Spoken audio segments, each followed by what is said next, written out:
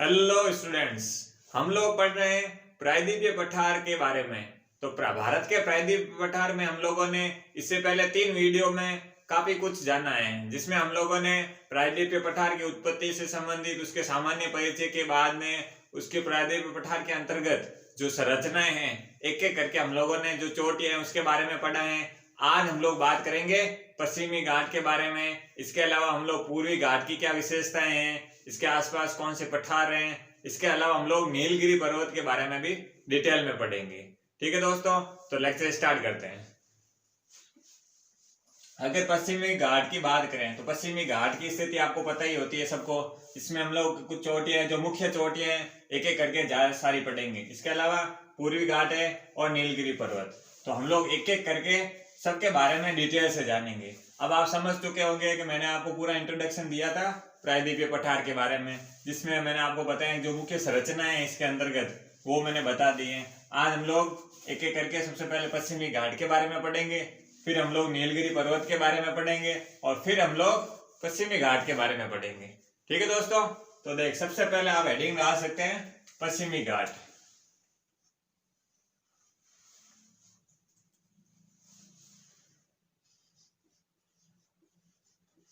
पश्चिमी घाट, ठीक है दोस्तों। नॉर्मली आपको तो सबको पता है कि इसे ये जो पश्चिमी घाट है इसका दूसरा नाम भी है। एग्जाम में कई कबार क्वेश्चन में आपको सह्याद्री पहाड़ी भी दे देते हैं। क्या नाम है? सह्याद्री। सह्याद्री जो पहाड़ी अभी बोलते हैं इसे किसे बोलते हैं? पश्चिमी घाट को।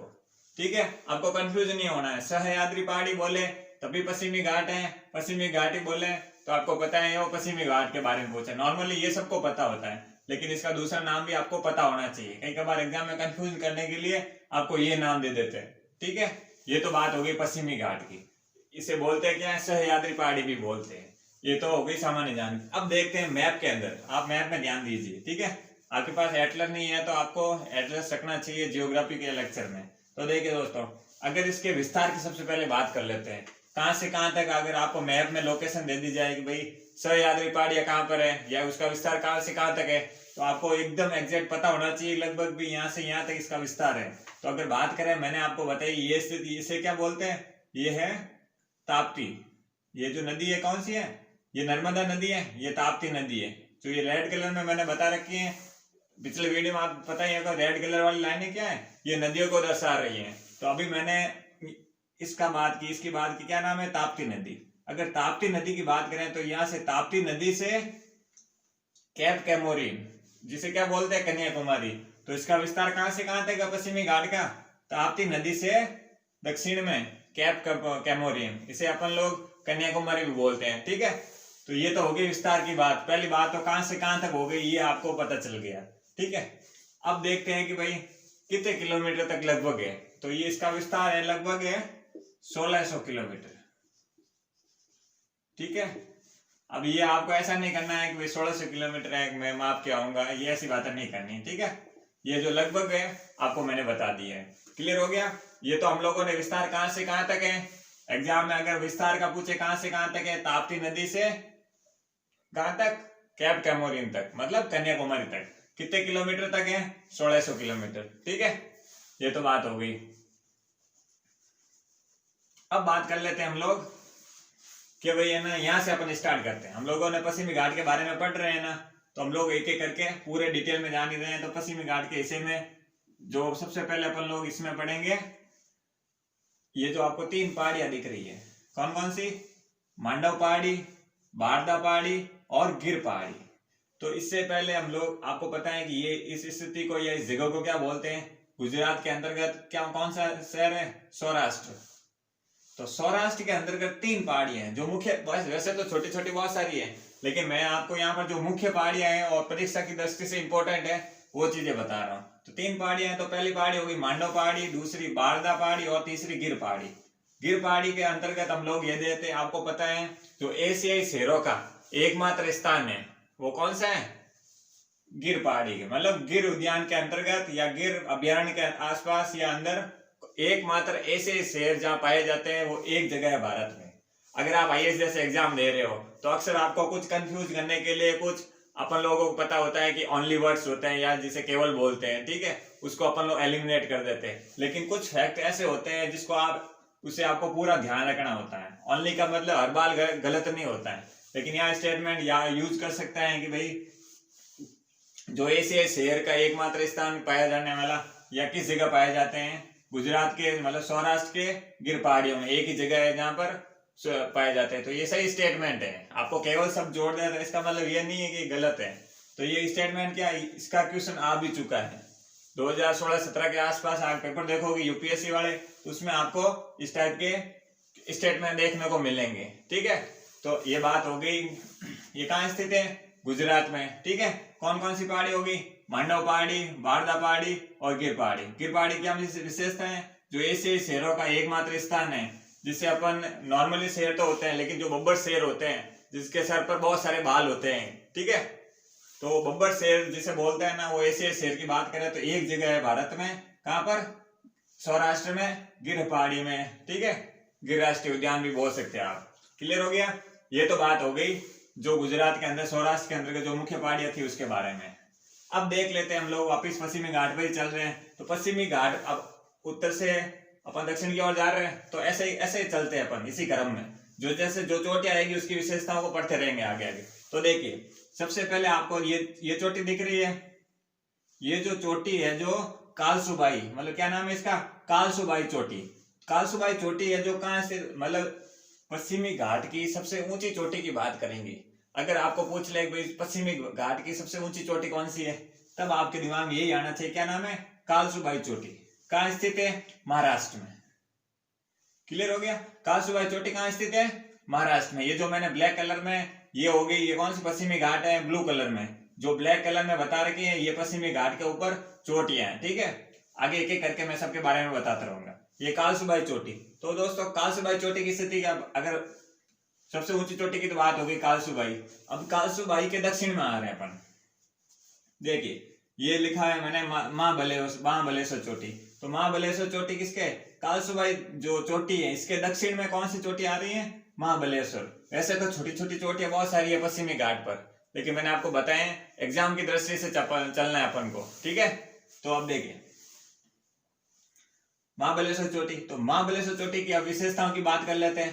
पहली बात तो महाबलेश्वर चोटी कहाँ स्थित है, ये किसका भाग है, महाराष्ट्र का ही है। किसके दक्षिण में, कालसुबाई के। कहाँ स्थित है, महाराष्ट्र में, ठीक है। पश्चिमी घाट का हिस्सा है, ध्यान रखना पश्चिमी घाट का हिस्सा है ये, पश्चिमी घाट के ऊपर ही है ये। तो महाबलेश्वर की सबसे एक ही मुख्य विशेषता है, वैसे तो बहुत सारी होगी, जलवायु से देखेंगे तो वो अलग चैप्टर में देखेंगे। इसकी एक विशेषता है जो आपको रेड कलर में दिख रही है ना, ये जो रेड कलर में, ये कौन सी नदी है, कृष्णा नदी है।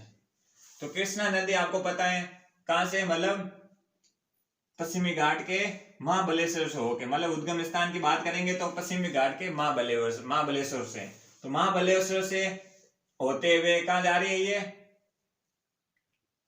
बंगाल की खाड़ी में गिर रही है। आप बोलेंगे इधर से इधर क्यों जा रही है, तो मैंने आपको पिछले वीडियो में या उससे पहले वीडियो में ये बताया था कि जो सामान्य ढाल है, ये आपको अभी मैं प्रायद्वीपीय पठार के बारे में ही बात कर रहा हूँ, ठीक है।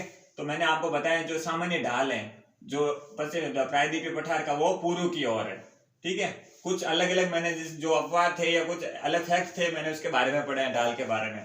तो अभी इन नदी की बात करें तो इसका सामान्य ढाल किस तरफ है, पूर्व की ओर है।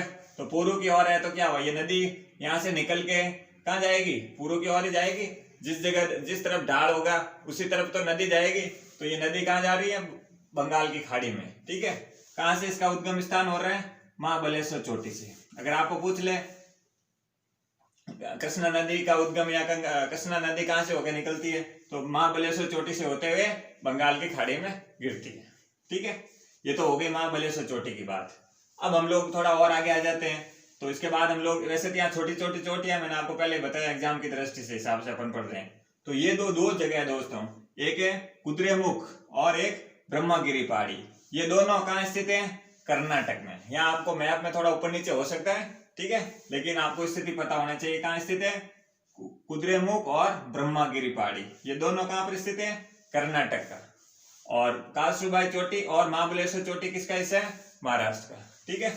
आपको जगह का नाम पता होना चाहिए। आपकी लोकेशन ऊपर नीचे हो जाएगी लेकिन आपको अगर कर्नाटक बोल देंगे तो आप समझ जाएंगे ये कुद्रेमुख और ब्रह्मगिरी पहाड़ियों की बात कर रहे हैं। अब देखिए, ये तो कुद्रेमुख जो पहाड़ी है, चोटी है, वो का कर्नाटक की। जो अब ब्रह्मगिरी पहाड़ी की बात करें, ब्रह्मगिरी पहाड़ी की जो एक विशेषता है, जो मुख्य विशेषता है, नदी से रिलेटेड ही है। जो आपको ये देखिए दोस्तों, ये कावेरी नदी दिख रही है, ये जो रेड कलर में मैंने बता रखे, ये किसका हिस्सा है? ब्रह्मगिरी पहाड़ी। मतलब इसका जो उद्गम स्थान या जहां से ये प्रारंभ होती है, कौन सी नदी है? ब्रह्मगिरी। कहां से? कावेरी नदी है, जो ब्रह्मगिरी पहाड़ियों से होते हुए बंगाल की खाड़ी में गिरती है। क्लियर हो गया? ये ब्रह्मगिरी पहाड़ी की क्या विशेषता है? कावेरी नदी से इसका जो मुख्य संबंध है किस प्रकार में, कि यहां से ये नदी निकलते हुए बंगाल की खाड़ी में गिर रही है। ये तो हो गया क्लियर। ये बात हो गई ब्रह्मगिरी पहाड़ी की। अगर आगे बात करें तो दोस्तों, हम लोगों ने ब्रह्मगिरी पहाड़ी की स्थिति देख ली। उसके अब दक्षिण में आएंगे तो ये आपको दोस्तों रेड कलर में ये बड़ा सा मैंने बना रखा है, इसे क्या बोलते हैं? नीलगिरी पर्वत। तो ये नीलगिरी पर्वत है। तो अब इसकी एक खास विशेषता है, जो दक्षिणी भारत मतलब पश्चिमी घाट का जो दक्षिणतम बिंदु के आसपास है, सुदूर दक्षिणी बिंदु, और पूर्वी घाट का जो मिलान बिंदु के रूप में होता है। मतलब पूर्वी घाट और पश्चिमी घाट जिस जगह मिलते हैं उसे क्या बोलते हैं, ये पता होना चाहिए। किस जगह मिलते हैं? नीलगिरी पर्वत। ठीक है, इन दोनों का मिलान कहां पर हो रहा है? नीलगिरी पर्वत पर। यहाँ बहुत सारा है, मैंने आपको मुख्य थी वही बताई है, इसलिए आपको ऐसा लग रहा होगा ये यहाँ पर है, ये यहाँ कैसे? नहीं, आपको ये पता होना चाहिए पश्चिमी घाट और पूर्वी घाट का जो मिलान या मिलन स्थल का नाम क्या है? दोनों मिलते हैं दक्षिण में, तो कौन सा है? नीलगिरी पर्वत पर। ठीक है, नीलगिरी पर्वत आसपास के कुछ चोटियों से रिलेटेड ये बात। तो ये नीलगिरी पर्वत की बात आ गई। अब तो नीलगिरी पर्वत की बात करें तो नीलगिरी पर्वत की एक मुख्य विशेषता ये तो हो गई, इसका विस्तार कहां से कहां तक है। अगर विस्तार की बात करें तो भाई किन किन राज्यों में है, कहां से कहां तक, तो पश्चिमी घाट के बारे में हम लोगों ने पढ़ लिया। अगर किन किन राज्यों की बात करें तो दोस्तों, एक तो हो गया केरल, क्योंकि यहाँ पर ये यहाँ से यहाँ तक आपको पता है केरल शुरू होता है। इसके बाद ये कुछ सिरा कहां से लग रहा है? कर्नाटक का। ठीक है, कुछ सिरा कर्नाटक हो गया, और कुछ सिरा कहां से आ रहा है? तमिलनाडु का। तो ये आप समझ गए इसका जो विस्तार है कौन कौन से राज्यों में फैला हुआ है। तो कौन कौन से में? कर्नाटक, केरल और तमिलनाडु। अगर आपको पूछ ले नीलगिरी पर्वत का विस्तार किन किन राज्यों में है, ठीक है, यूपीएससी में इस प्रकार के क्वेश्चन बन जाते हैं, तो आपको कंफ्यूज नहीं होना है। ये यहां से कहां से? कर्नाटक, केरल और तमिलनाडु, इसका विस्तार तो हो गया। ठीक है, अब बात करते हैं कि भाई नीलगिरी पर्वत की सबसे ऊंची चोटी की बात करें तो सबसे ऊंची चोटी की जो मैंने आपको बता दी, ये वाला जो आपको ब्लैक डॉट में मैंने ये बताया, ये क्या है? नीलगिरी पर्वत की सबसे ऊंची चोटी। पश्चिमी घाट की सबसे ऊंची चोटी कौन सी है? कालसुबाई चोटी। ठीक है, अगर बात करेंगे नीलगिरी पर्वत की सबसे ऊंची चोटी कौन सी है? डोडा बेटा। ठीक है, डोडा बेटा नाम की जो चोटी है वो नीलगिरी पर्वत की सबसे ऊंची चोटी है। नीलगिरी पर्वत का विस्तार कौन कौन से राज्यों में? नीलगिरी पर्वत का विस्तार कर्नाटक, केरल और तमिलनाडु में। ठीक है, ये विस्तार की बात हुई दोस्तों, दोनों फैक्ट इंपॉर्टेंट है। ठीक है, ये तो बात हो गई। अब बात करते हैं, अब नीलगिरी पर्वत की बात ही कर रहे हैं तो नीलगिरी पर्वत पर एक और पर्यटन स्थल है जिसको अक्सर लोग वहां जाते ही हैं और एग्जाम में भी पूछते हैं। ठीक है, उसका क्वेश्चन, तो अगर उटक मंडल, क्या नाम है? उटक मंडल। ठीक है, उटक मंडल की बात करें या ऊटी की बात करें तो कहां पर स्थित है? ये एक प्रकार का पर्यटन स्थल है, तो वो भी नीलगिरी पर्वत पर स्थित है। ठीक है, सबसे ऊंची चोटी तो कौन सी हो गई? डोडा बेटा हो गई, लेकिन इसी पर एक और जो पर्यटन स्थल के रूप में जाना जाता है ऊटी या उटक मंडल। ऊटी सामान्य भाषा का नाम है और जो स्थानीय भाषा में उटक मंडल भी बोलते हैं। ठीक है, क्लियर हो गया ये? तो ये तो बात हो गई उटक मंडल की। इसके अलावा देखें तो और क्या विशेषता हो सकती है? अगर आगे बात करें, देखिए इसके अलावा बात करें हम लोग, हाँ एक और विशेषता है इसकी, साइलेंट वैली पर ही कौन सी है जिसे अपन नीलगिरी पर्वत पर ही कौन सी एक और चोटी है? Silent valley. Silent valley. ठीक है, साइलेंट वैली की बात करें या शांत घाटी, हिंदी में बात करें तो क्या है? शांत घाटी। तो शांत घाटी की अगर बात करें तो ये भी क्या है? नीलगिरी पर्वत पर स्थित है। ठीक है, कहां पर? केरल में है। ठीक है, ये तो बात हो गई साइलेंट वैली की। कहाँ पर स्थित है? केरल में। साइलेंट वैली का अगर आपको फूलों की घाटी और साइलेंट वैली में कंफ्यूजन नहीं होना है दोस्तों। मैं भी जब पढ़ रहा था तो इसी में कंफ्यूज हुआ था एग्जाम में कि भाई साइलेंट वैली की स्थिति केरल में, ठीक है, लेकिन फूलों की घाटी की बात करेंगे तो उत्तराखंड की स्थिति है। मतलब पूरा चेंजेज आ जाता है। आपको दोनों को एक बार ढंग से पढ़ लेंगे तो आपको ये नौबत नहीं आएगी। क्लियर हो गया? ये हो गई साइलेंट वैली। कहाँ पर स्थित है? नीलगिरी पर्वत पर। ये किस राज्य की बात करेंगे तो केरल की हो जाएगी। ठीक है, ये तो हो गई साइलेंट वैली की बात। साइलेंट वैली की और अगर एक विशेषताएं देखें तो एक विशेषता और हो सकती है, क्योंकि साइलेंट वैली आपको पता है यहाँ पर सदाबहार वन पाए जाते हैं। क्यों? क्योंकि यहाँ पर बारिश पश्चिमी घाट है, बारिश होने के बारिश मानसून प्रोसेस अलग है, लेकिन आपको इतना पता होना चाहिए यहाँ पर सदाबहार वन पाए जाते हैं। और सदाबहार वन का मतलब ये हो गया कि मतलब इतने घने वन पाए जाते हैं जहां से सूर्य का प्रकाश भी अंदर नहीं पहुंच पाता है। ठीक है, ये एक और विशेषता होगी साइलेंट वैली की। अब अगर बात करें, हम लोगों ने नीलगिरी पर्वत पढ़ा है। नीलगिरी पर्वत के बीच में जो ये आपको जगह दिख रही है, क्या नाम है? पालघाट दर्रा। क्या नाम है? पालघाट दर्रा। जो नीलगिरी पर्वत और अन्नामलई के बीच में जो जगह है, ये अन्नामलई की पहाड़ी है। ठीक है, अब इसको पढ़ेंगे हम लोग। उससे पहले हम लोग देख लेते हैं इसका जो गैप को क्या बोलते हैं? पालघाट दर्रा।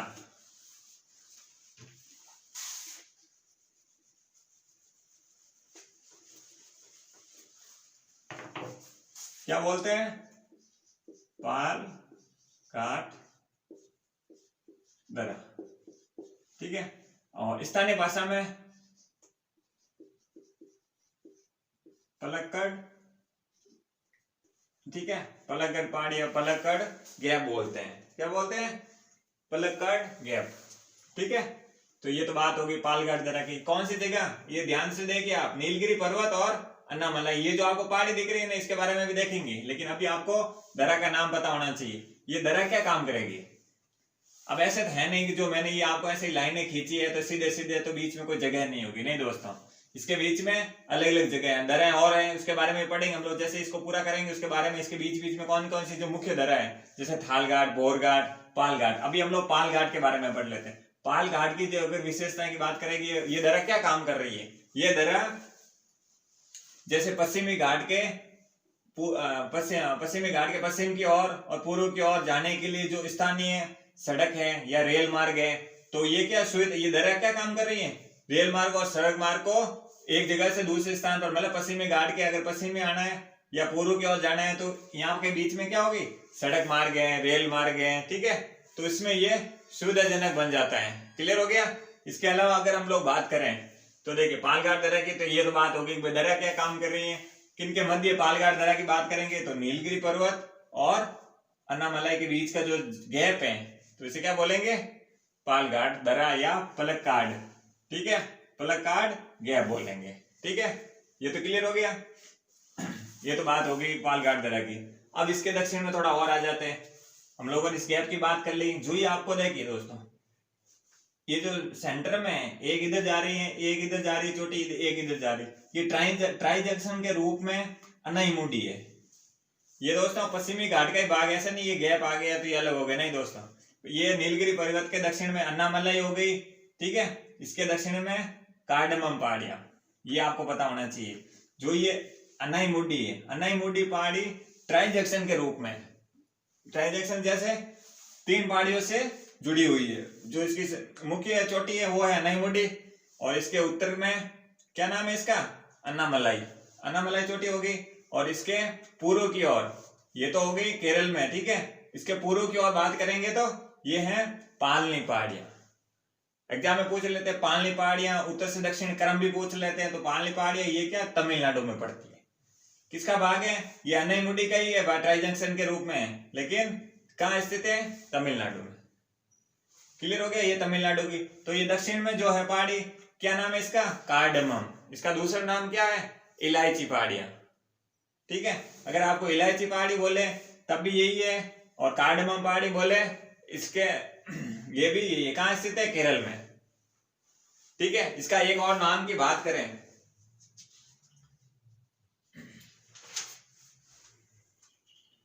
एक और नाम है इसका, 1 मिनट में आपको बता देता हूं।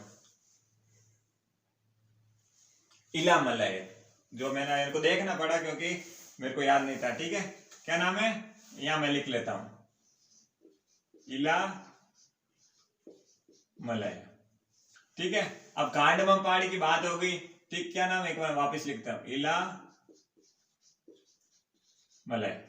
ठीक है, कार्डमम पहाड़ी बोलो, इला मलय पहाड़ी बोलो या इलायची पहाड़ी बोलो, तीनों का नाम ये है। सबसे भारत की सबसे दक्षिणतम चोटी भी क्या नाम है, इला मलय या कार्डमम पहाड़ी है। ठीक है, ये तो बात हो गई। ये कार्डमम, पालनी, पालनी, ठीक है, और ये नीलगिरी पर्वत की, सॉरी ये अनामलाई। ठीक है, तो ये तीन स्थिति तो आपको हो गई ट्रांजैक्शन के रूप में किसकी, अनाईमुडी का भाग है। ठीक है, ये तो बात हो गई। और दक्षिणतम भाग केप कैमोरिन को मैंने आपको पहले बताया, तापी नदी से केप कैमोरिन तक पश्चिमी घाट का विस्तार है। ठीक है, और अगर इसकी जो प्रसिद्ध पर्यटक स्थल की बात करें, किसकी, पालनी पहाड़ियों की, हम लोग दो पर्यटक स्थल की बात करेंगे। सबसे पहले अगर पालनी पहाड़ियों के, ये जो पालनी पहाड़ी है इसके एक पर्यटक स्थल है जो अक्सर उसके एग्जाम में क्वेश्चन बनते हैं, तो इसका नाम क्या है,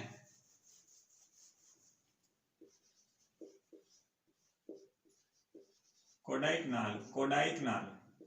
ठीक है, क्या नाम है, कोडाइकनाल। ठीक है, तो ये जो पर्यटक स्थल है कहां पर स्थित है, पालनी पहाड़ियां की। पालनी पहाड़ी कहां स्थित है, तमिलनाडु में। ठीक है, ये तो बात होगी। अब अनामलाई पहाड़ी की बात कर लेते हैं अपन। अनामलाई को मैंने आपको बताया केरल में स्थित है। नहीं दोस्तों, मैंने आपको थोड़ा गलत पूरा नहीं बताया। तो अगर अनामलाई पहाड़ी की बात करें तो अनामलाई पहाड़ी केरल में है, केरल के साथ साथ तमिलनाडु का हिस्सा है। आपको ऐसे नहीं है कि भाई केवल केरल में, नहीं। अगर आपको स्टेटमेंट यूपीएससी एग्जाम में अक्सर स्टेटमेंट में ऐसे डाल देते हैं केवल, अब यहाँ पर स्टेटमेंट की बात आई कि भाई एकमात्र ऐसे गिर उद्यान है जहां पर ऐसे शेर पाए जाते हैं। यहाँ स्टेटमेंट केवल के हिसाब से सही है, लेकिन यहाँ के हिसाब से देखेंगे तो नहीं, यहाँ पर तमिलनाडु भी है। तो मतलब केरल और तमिलनाडु की सीमा पर कह सकते हैं आप, ना पूरा केरल में ना पूरा तमिलनाडु में, इन दोनों की सीमा पर अनामलाई पहाड़ी स्थित है। ये तो पहाड़ी है, अनामलाई है। ठीक है, ये तो बात होगी। अब हम लोग इस गैप के बारे में तो पढ़ लिया कि नीलगिरी और अनामलाई के मध्य जो गैप बना हुआ है इसे क्या बोलते हैं, पालघाट दर्रा। अब हम लोग दर्रा की बात आ गई है तो इसके अंदर जो पश्चिमी घाट में जो दर्रा है उसके बारे में भी पढ़ लेते हैं। तो इसका ऊपर वाले से पढ़ने से पहले अगर हम लोगों ने पालघाट के बारे में पढ़ लिया तो हम लोग अब देख लेते हैं यहाँ पर ये जो दर्रा है कार्डमम पहाड़ी है, तो इसके मध्य एक दर्रा है। क्या नाम है उसका, यहाँ पर आप कह सकते हैं, इसे बोलेंगे सैनकोटा दर्रा। क्या नाम है, कहां स्थित है, केरल में। किस पहाड़ी से संबंधित है, किस पहाड़ी के मध्य है, कार्डमम पहाड़ी, जिसे अपन इलायची पहाड़ी भी बोलते हैं या इलामलय बोलते हैं। ठीक है ना, इलामलय। क्लियर हो गया। तो ये तो बात हो गई। हम लोगों ने पालघाट दर्रा के बारे में पढ़ लिया, हम लोगों ने सैनकोटा दर्रा, यहाँ पर क्या नाम है, मैं लिख लेता हूं नाम, सैनकोटा दर्रा। ठीक है, ये हो गई सैनकोटा दर्रा की बात। आपको सैनकोटा के बारे में पूछ ले किस पहाड़ी से गई, ये सैनकोटा दर्रा किस पहाड़ी के या किस पहाड़ी के मध्य या किस पहाड़ी पर स्थित है, आपको पता होना चाहिए, कार्डमम पहाड़ी। ठीक है, कार्डमम पहाड़ी ट्रांजैक्शन का हिस्सा ही है, किसा, अनाईमुडी का जो मुख्य चोटी है ट्रांजैक्शन की, तो अनाईमुडी का ही हिस्सा है। ठीक है, अनाईमुडी के दक्षिण का हिस्सा है। तो ये तो बात हो गई सैनकोटा दर्रा की। अब दर्रा की बात हम लोगों ने पालघाट दर्रा और सैनकोटा दर्रा में पढ़ लिया। अब हम लोग दो दर्राएं और है महाराष्ट्र में, जो मैंने पिछले वीडियो में बताया भी था, फिर भी आपको मैंने दर्रा वाले लेक्चर में पूरा डिटेल में बताया, लेकिन आपको यहाँ पर क्रोनोलॉजी में कैसे क्वेश्चन बन सकते हैं वो पता होना चाहिए। महाराष्ट्र में थालघाट दर्रा, भोरघाट दर्रा, फिर आती है पालघाट दर्रा और फिर आती है सैनकोटा दर्रा। तो थालघाट और भोरघाट की बात करें, बस आपको भोरघाट दर्रा के बारे में पता होना चाहिए। NH4 जो हाईवे है वो किससे होके गुजरता है, अगर आपको मुंबई से चेन्नई जा रहे हो तो NH4 हाईवे है। NH4 हाईवे है जो कहां से निकलता है, भोरघाट दर्रा से। ठीक है, कहां से निकलता है, भोरघाट दर्रा से। तो ये तो बात हो गई भोरघाट दर्रा की। थालघाट दर्रा सबसे पहले अगर आपको क्रोनोलॉजी पूछ ले, उत्तर से दक्षिण की ओर क्रम बताइए। ठीक है, विशेषता तो पता ही है, लेकिन ऊपर से उत्तर से दक्षिण की ओर क्रम पूछ ले एग्जाम में, तो आपको थालघाट, भोरघाट, पालघाट और सैनकोटा दर्रा, ये चार दर्राओं को आपको पता होनी चाहिए। इसकी स्थिति क्या है, काम क्या है, वो मैंने आपको बताया कि भाई पश्चिमी घाट के पूर्व की ओर आओगे या पश्चिमी घाट के पूर्व की ओर जाओगे, पश्चिमी घाट के पश्चिम की ओर आओगे या पश्चिमी घाट के पूर्व की ओर जाओगे, तो इन दोनों के मध्य एक रास्ता का काम करे। यहाँ आपको पता है यहाँ बीच में कुछ कटा पटा भाग जरूर है, लेकिन यहाँ पर बड़ी बड़ी पहाड़ियां हैं। दर्रा क्या काम कर रही है, स्थानीय लोगों को एक पश्चिमी घाट के इस हिस्से में और इस हिस्से को दोनों को जोड़ती है सड़कों के माध्यम से, रेल मार्ग के माध्यम से। क्लियर हो गया ये तो बात हो गई। हम लोगों ने भाई थाल घाट, बोर घाट और पाल घाट और सैनकोटा दर्रा के बारे में पढ़ लिया। ये तो बात हो गई, हम लोगों ने पश्चिमी घाट की जो मुख्य विशेषताएं थी इसमें बात कर ली। अब हम लोग आ जाते हैं पूर्वी घाट। हम लोगों ने पश्चिमी घाट और नीलगिरी पर्वत की विशेषताएं पढ़ ली क्योंकि आज के टॉपिक के मुख्य टॉपिक थे। अब बात कर लेते हैं पूर्वी घाट की। तो आप हेडिंग डाल दीजिए पूर्वी घाट। क्या नाम है? पूर्वी घाट। अब पूर्वी घाट, अब आप समझ गए ये जो घाट बना हुआ इसे क्या कहते हैं? पूर्वी घाट कहते हैं। ठीक है, अब पूर्वी घाट की बात करें तो दोस्तों इन दोनों के मध्य एक मुख्य विशेषता है तो आपको पता होनी चाहिए। जो पूर्वी घाट और पश्चिमी घाट के सबसे पहले अगर एक कॉमन विशेषताओं की बात करें तो ये पूछा जाता है कि भाई ये तीर ढाल के रूप में, मतलब ये सीधा है और ये कटापटा है, यही बोलते हैं अपन। तो आपको ये पता होना चाहिए ये लगभग क्या है? सीधा ढाल है, बीच में दरारें जरूर है लेकिन ये कटापटा कम है। और आपको देख लो इसको और इसको देखोगे तो आपको समझ में आ जाएगा ये क्या लगभग थोड़ा सीधा है, ढाल इसका थोड़ा तिरु है। और इसकी बात करें तो ये क्या है? ढाल भी थोड़ा, कटापटा भी है और देखिए ये एकदम तिरु ढाल नहीं है। क्यों? देखिए अगर पूर्वी घाट की बात करें तो पूर्वी घाट पर आपको पता है कि जो प्रायद्वीपीय पठार का जो सामान्य जो ढाल है वो सामान्य ढाल की बात करेंगे तो आपको पता है किस तरफ है? पूर्व की ओर है। तो पूर्व की ओर ढाल है तो इसमें जो बहने वाली नदियां होगी वो किस तरफ उसका मुहाना होगा? वो हो जाएगी किस तरफ? पूर्व की ओर। तो पूर्व की ओर कौन सा? ये बंगाल की खाड़ी होगी। तो यहाँ पर कौन कौन सी नदियां आ रही हैं? ये सब बहुत सारी है, जैसे ये हुगली नदी हो गई, ये महानदी हो गई, ठीक है, ये ब्राह्मणी नदी हो गई, सॉरी स्वर्णरेखा नदी हो गई, महानदी हो गई, या इसके यहाँ बहुत सारी नदियां जो मुख्य नदियां थी मैंने आपको बता दी। ठीक है, ये कृष्णा नदी हो गई, ये गोदावरी नदी और ये कावेरी नदी। तो ये अपन नदियों के बारे में पूरा विस्तार से भारत के जो ड्रेनेज सिस्टम है उसके बारे में डिटेल से पढ़ेंगे। ठीक है, तो अभी के लिए यहाँ पर नदियां बाहर, मतलब बहुत सारी नदियां बहती हैं। तो इससे क्या हो गया? ये जो पूर्वी घाट है वो क्या कट गया, मतलब लगातार नदियां बह रही हैं तो क्या कर रहे हैं? बार बार कटान हो रहे हैं तो कटा फटा बोलते हैं इसे। ठीक है, जो पूर्वी घाट है वो कटा फटा होता है और पश्चिमी घाट है जो तीर ढाल के रूप में भी अपन इसे कह सकते हैं। कुछ दरारें हैं लेकिन इसके जैसा नहीं है क्योंकि यहाँ पर नदियां, आपको पता है कई नदियों के बारे में मैंने बताया ही नहीं। ठीक है, ये तो बात हो गई नदियों के बारे में, ये क्यों कटा फटा, इसके बारे में क्लियर हो गया। अब हम लोग देख लेते हैं जो महेंद्रगिरी पर्वत है वो कहाँ है? ये स्थिति है, देखिए ये महेंद्रगिरी पर्वत की स्थिति है। ये आपको मैंने मैप में लोकेट करके ये सामने स्टेट दिखा दी। लेकिन आपको ये ध्यान रखना है कि जो पूर्वी घाट है इसको पूर्वी घाट इक्वल नहीं बोलते हैं। जहां जहां जो राज्य है उसको स्थानीय भाषा में अलग अलग नामों से जाना जाता है। ठीक है, जैसे ये महेंद्रगिरी हो गया, इसको अलग नाम से जाना जाता है। उड़ीसा और आंध्र प्रदेश का हिस्सा, मतलब महेंद्रगिरी जो पर्वत है उड़ीसा और आंध्र प्रदेश का विस्तार है इसका। तो ये तो बात हो गई महेंद्रगिरी पर्वत की। इसके अलावा देखिए एक एक करके हम लोग वापस थोड़ा नीचे आ जाते हैं। अपन लोग आंध्र प्रदेश में आ जाते हैं। जो ये आंध्र प्रदेश का हिस्सा है आपको पता है। तो आंध्र प्रदेश की बात करें तो आंध्र प्रदेश में देखिए नल्ला मलाई पहाड़ी और वेलिकोंडा पहाड़ी। नल्ला मलाई और वेलिकोंडा पहाड़ी है जो कहां पर स्थित है या कहां पर है? आंध्र प्रदेश में है। पूर्वी घाट का हिस्सा। आपको एग्जाम में कंफ्यूज करने के लिए आपको ऐसे नल्ला मलाई पहाड़ी पश्चिमी घाट का हिस्सा है, आपको एक स्टेटमेंट बना के दे दे। ये इस टाइप के स्टेटमेंट आपको पता है ज्यादातर यूपीएससी में बनते हैं। कुछ क्वेश्चन बन जाते हैं अदर एग्जाम में, बट मोस्टली कंफ्यूज करने के लिए आपको यहाँ स्थिति बन सकती है। तो नल्ला मलाई पहाड़ी के आंध्र प्रदेश में, ठीक है, वेलिकोंडा पहाड़ी भी आंध्र प्रदेश में। तो ये दो पहाड़ियां जो मुख्य पहाड़ियां थी किसकी? आंध्र प्रदेश की, वो मैंने आपको बता दी। ठीक है, इसके अलावा कुछ होगा तो मैं आपको अभी और बता दूंगा।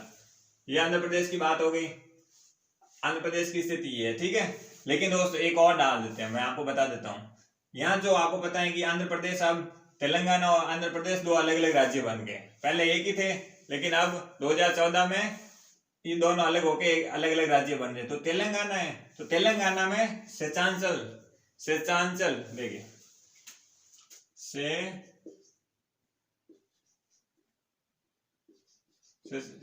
शेषांचल, ठीक है, शेषांचल जो पहाड़ियां हैं, शेषांचल, ठीक है, कहाँ पर स्थित है? तेलंगाना में। शेषांचल पहाड़ियों की बात करेंगे तो तेलंगाना, अब उसको आंध्र प्रदेश नहीं बोलेंगे। क्यों नहीं बोलेंगे? 2014 में आंध्र प्रदेश और तेलंगाना अलग अलग 2 राज्य बन गए। क्लियर हो गया शेषांचल पहाड़ी के बारे में। अब देखिए, ये तो हो गई तेलंगाना में, नल्लामलई और वेलिकंडा हो गई आंध्र प्रदेश में। अब देखिए, क्योंकि दोस्तों मैंने आपको बताया पूर्वी घाट में जो भी स्टेट है वो उसमें क्या स्थानीय भाषा में अलग अलग नाम बता रहे हैं, इसलिए मैं आपको नल्लामलई है पूर्वी घाट का हिस्सा, ये ध्यान रखना है। अब आ जाते हैं तमिलनाडु में। तो तमिलनाडु में जो मुख्य पहाड़ियां कौन कौन सी होती हैं, जो एग्जाम में अक्सर पूछी जाती हैं कि भाई ये पहाड़ियां हैं कहाँ पाई जाती हैं, पूर्वी घाट या पश्चिमी घाट, पश्चिमी पूर्वी के अलावा ये पूछ सकते हैं किस राज्य से संबंधित है, ठीक है। अब देखिए तमिलनाडु की बात करें तो तमिलनाडु में सबसे पहले अपन लोग जावारी, जो जावारी पहाड़ियां हैं, आपको क्रम भी ध्यान रखना है दोस्तों। मैंने इतना पूरा स्ट्रक्चर इसलिए बनाया है क्योंकि यूपीएससी जैसे एग्जाम में क्रोनोलॉजी ज्यादा पूछते हैं, आपको ऐसे फैक्ट नहीं पूछेंगे कौन से राज्य में है, आपको उत्तर से दक्षिण की ओर, पूर्व से पश्चिम की ओर इस टाइप के क्वेश्चन पूछ लेते हैं। तो अगर बात करें जावारी पहाड़ी, एक तो ये हो गई, उसके दक्षिण में कौन सी है? सेवराय पहाड़ियां। उसके दक्षिण में कौन सी है? पंथामलाई पहाड़ियां। उसके दक्षिण में कौन सी है? सिरुमलाई पहाड़ियां। तो दोस्तों इन चारों का क्रम आपको पता होना चाहिए, क्योंकि जो अगर स्टेटमेंट की बात करें तो स्टेटमेंट क्या होगा? जवारी, सेवराई, पंथामलाई और सिरुमलाई जो पहाड़ियां हैं उत्तर से दक्षिण की ओर बताइए। तो आप अगर दक्षिण से उत्तर भी पूछे तो आपको क्रम याद रखना चाहिए। 1-2 बार आप पढ़ोगे तो आपको ये फैक्ट याद हो जाएंगे। दोस्तों ये फैक्ट ही है, समझने का कुछ नहीं है, लेकिन क्वेश्चन कैसे बन सकते हैं, आपकी अप्रोच क्या होनी चाहिए, ये मैं बता रहा हूं आपको।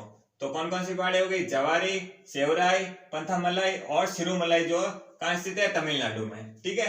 अब बात आ जाती है कि भाई ये पूर्वी घाट अब एंड में आ जाता है। पूर्वी घाट का कहाँ मिलते हैं? नीलगिरी और क्या नाम है, पश्चिमी घाट और पूर्वी घाट कहाँ मिलते हैं? नीलगिरी पर्वत में। तो इन दोनों का मिलान जो सेंटर बिंदु है कहाँ मिलते हैं? ऐसे नहीं कि यहाँ आ जाओ आप, कैप का मोरी मत बोलना, आपको पश्चिमी घाट और पूर्वी घाट है जो नीलगिरी पर्वत है, यहाँ पर इन दोनों का मिलान होता है। तो ठीक है दोस्तों, हम लोगों ने आज के वीडियो में क्या क्या पढ़ा?